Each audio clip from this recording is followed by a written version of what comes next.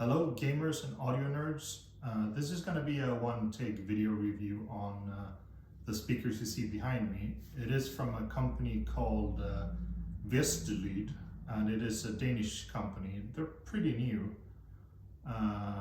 It is a house brand of the retailer called Hi-Fi Klubben, which is a European retailer in Sweden, Norway, Denmark, Netherlands, and probably some other places too. Vestlyd, they're Danish, and they only released two models, and this is the V15C, and they have a smaller version that is called V12C. And the model number represents the size of the coaxial driver. It's a 12-inch and it's a 15-inch, and the one behind me you see is a 15-inch coaxial driver. So I want to talk a little about price, fit and finish, and last but not least the performance and who are these for. So let's start with price. The bigger model that I have behind me, they are 2,300 euro including the stand, and the smaller model is 1,700 euro including the stand. And the stand is optional. For these, the model behind me, the stand is 300 euro. But then again, they're also not optional because these speakers they're big, but they're not big enough to be considered a standalone floor stander. You need to raise them up a bit from the floor to get the correct listening height and also to get them off the floor. So you kind of need the stands.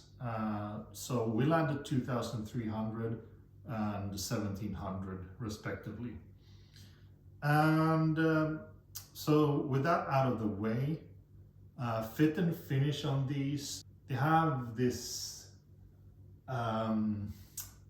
synthetic leather finish, which actually has a pretty rugged and good feeling, and it feels like they're pretty durable. They're not going to be scratched and so on. Fit and finish wise, the front grills use peg and grommet. They're not magnetic grills, and for a speaker out of this price range and a modern speaker, that kind of unforgivable. They should be magnetic, not peg and grommet. That's not good. Otherwise, the fit and finish is good. There are some minor details, like you can see the seam of the synthetic leather underneath the box, but that's also not so important. There's the ring around the driver that covers up the screws. This ring was not completely flush with the cabinet sides when I got them delivered, so I had to push on this a little bit myself, which is a little bit of a quality control issue, I guess, but it is what it is. And when it comes to performance, we went to Hi-Fi Klubben to listen to these. And we played maybe 10 or 12 songs of mixed genres. Most of it sounded pretty good. There were some songs that felt kind of weird, but then again, you're in the retailer, you're just trying quickly a few songs and so. So we brought these homes, and I've been auditioning these speakers for a few days now. And I have to say that they do some stuff really, really good, and some stuff they do really, really poorly. So first of all, if you like pop music, Ariana Grande, Michael Jackson, Britney Spears, that kind of thing, that kind of sound, they do that brilliantly, no problem, and you can play it loud, and it's good. But if you play metal, or let's say Guns N' Roses or Hailstorm and that kind of thing, the sound stage just falls apart, and it falls in towards the middle in a big mush. And it's a weird experience. I usually don't measure speakers anymore because I rely more on what I'm hearing and the sound, but I had to bring out the measuring equipment to see what is going on. And you can see I still have it set up here. And I'm going to show it here. I'm not sure how clear you can see it. But there it is, and you can pause and look at it. But I'm going to go through it a little bit. So the response itself is not exactly bad. They have in-room usable bass down to 30 Hertz, which is really good. They're rated down to 36, I think. So 30 Hertz, that's good. After that, it just falls steep. There's a big bump around 50, and that's kind of expected. They probably tuned at 50 Hertz to get that like mid-bass kick drum boost. So that's what they sound like. Then the rest of the response is pretty flat actually, up until 16K, where there's a little peak in the treble. The problem area that I see, which is weird, is around 8K, where there's a long after ringing and an after tone, and it takes a long time for the highs to decay over there.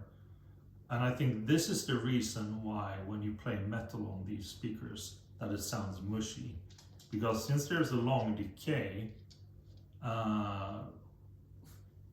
music with a high tempo and a lot of guitars and hi-hats and soft metal, it's gonna sound like ringing, and the driver is not gonna recover before it's time to attack again, because there's such a long recovery time, and it's gonna make it sound like a mush, and it does. And that's a big problem for these speakers. I expected these to be much better. That's what I'm saying. So, and also looking at the price, because if we're being technical here, these are literally a PA monitor. These are PA speakers. If I compare these to, let's take JBL JRX 215. It is also a 15-inch bass driver with a 1-inch horn, right?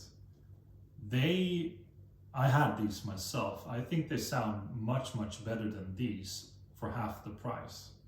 So in the end, these are expensive PA speakers for home use, which performs in a weird way. They play pop music really well, but anything rock and metal, they just mush together. So who are these for? Well, I mean, if you only play pretty separated music genres where there's a clear singer and a clear bass, and it's kind of separated into segments, these will perform great. Singer-songwriter stuff, a little bit slower stuff, perform really good. They're wide open sound stage. If you throw on something that is, and you like to play intensive music, metal and stuff like that, you're not gonna like these speakers. So I would recommend something else. And I think that wraps it up for me. To be honest, I can't really recommend them. I think there's better stuff to get for the money. Look at JBL JRX 215 or any other Serving Vega maybe. I don't know, but I think for the money you can get better speakers. That's it for me. Thank you very much. Bye.